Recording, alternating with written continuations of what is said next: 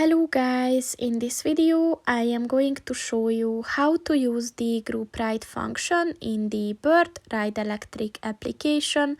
But first I just want to mention, don't forget to subscribe to my channel, because at 10,000 subscribers I am going to show you my whole YouTube revenue statistics and growth strategy, as well as how to make money online. Let's jump into it. First of all, open the application on your phone and then click on the group ride button at the bottom of the page.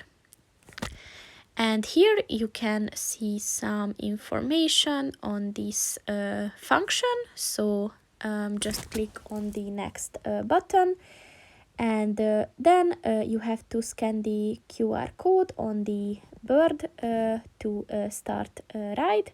So you can do that, or you can enter the code that you share with your friends.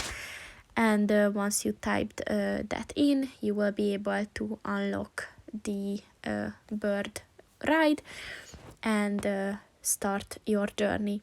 So that's pretty much it for this video, guys. See you in the next one. Goodbye.